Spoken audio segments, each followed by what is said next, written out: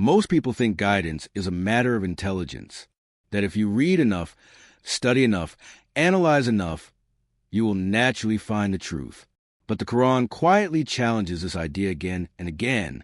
It does not ask, do they not think? Nearly as often as it asks something far more unsettling. It asks, what kind of hearts are they carrying inside their chests? Allah does not begin guidance with the brain. He begins it with the heart. And that should make us pause. Because we live in a world obsessed with information. We have access to lectures, books, translations, tafsir, podcasts, debates, endless explanations. Yet confusion has not decreased. Anxiety has not disappeared. Faith has not automatically grown stronger. Many people know more than ever before, but feel emptier than ever before. The Qur'an explains why. Allah says, so have they not traveled through the land, and have they hearts by which to reason, or ears by which to hear? For indeed it is not the eyes that are blind, but it is the hearts within the chest that are blind. Surah Al-Hajj 22:46. Notice something powerful here.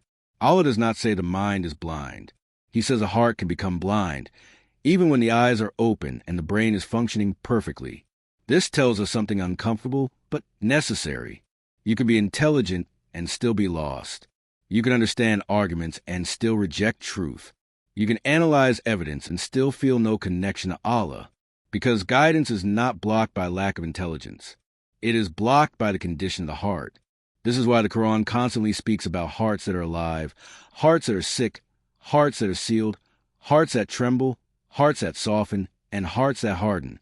Allah says, in their hearts is a disease, so Allah has increased their disease. Surah Al-Baqarah 2:10.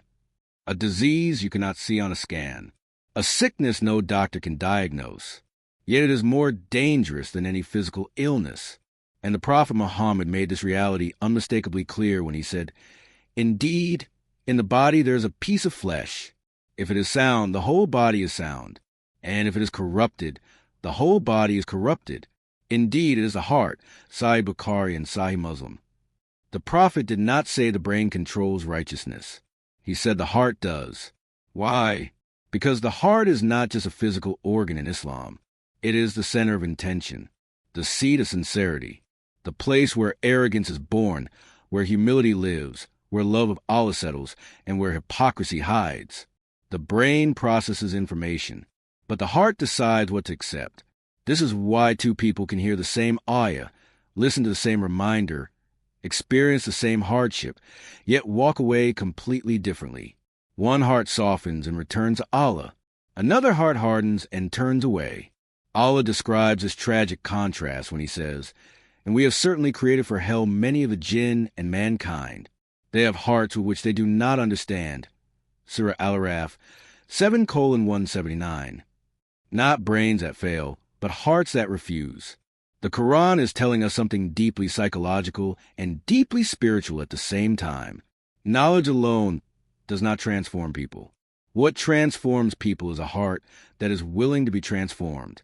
That is why even Iblis was not ignorant. He knew Allah. He spoke to Allah. He understood the command. But his heart was poisoned with arrogance, and that arrogance overpowered his knowledge. This is also why the companions of the Prophet were not the most educated people of their time. Many were illiterate. Many came from harsh desert environments. But their hearts were alive. When revelation touched them, it didn't stop at their ears. It reached their hearts and reshaped their lives. Allah says, has the time not come for those who believe that their hearts should become humble at the remembrance of Allah and what has come down to the truth? Surah Al-Hadid 57:16. This ayah is not speaking to disbelievers. It is speaking to believers. It is asking a painful question. How long will faith stay on your tongue and not sink into your heart? Because a heart can believe in words but resist in action. And this explains a struggle many modern Muslims feel, but rarely articulate.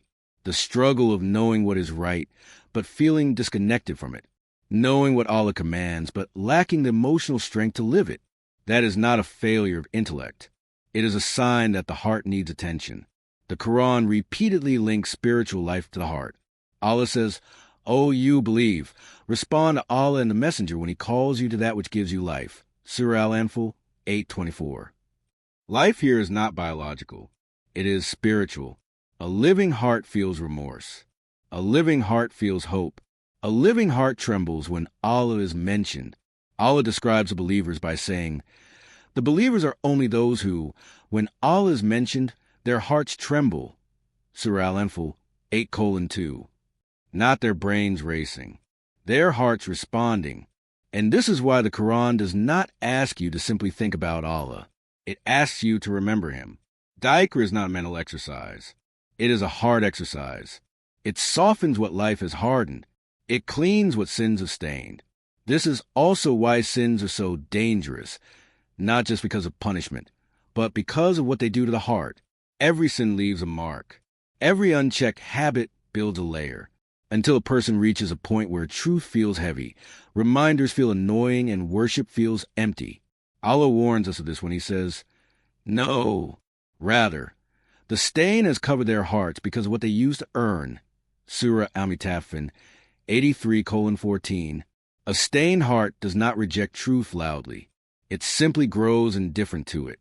And that is perhaps the most dangerous state of all. The Prophet Muhammad used to make a dua constantly that reveals how central the heart is. He would say, "O turner of the hearts, keep my heart firm upon your religion." Sahih Tirmidhi. If the heart were stable on its own, this dua would not be necessary. If knowledge alone protected faith, this dua would be unnecessary. But the Prophet, the most guided human being, knew how fragile the heart could be. This teaches us humility. It teaches us that Iman is not guaranteed by past actions. It must be guarded daily, cleaned daily, returned to Allah daily. And here is where the Qur'an gives us hope. Allah does not demand a perfect heart. He asks for a returning heart. He says, "On the day when neither wealth nor children will benefit, except one who comes to Allah with a sound heart."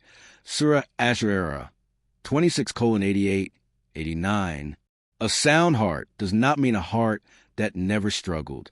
It means a heart that kept turning back, a heart that repented, a heart that did not justify sin, a heart that stayed soft even when life was hard.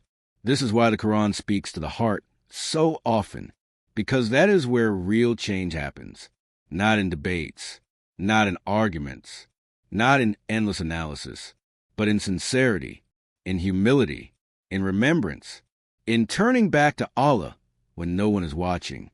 And perhaps the most comforting thing is that Allah knows the state of our hearts better than we do. He says, "Indeed," and that is a reminder for whoever has a heart or listens while He is present. Surah Kaf 50:37. The Qur'an is not asking for brilliance. It is asking for presence, for openness, for a heart that is willing to listen. So if you feel distant, don't assume you need more information. Sometimes what you need is less noise, more dhikr, more honesty in dua, more time alone with Allah. Because guidance does not knock on the door of the brain. It enters through the door of the heart. And the most powerful transformation begins when a person stops asking, "Do I understand this?" and starts asking, "Why is my heart resisting this?" That question can change everything.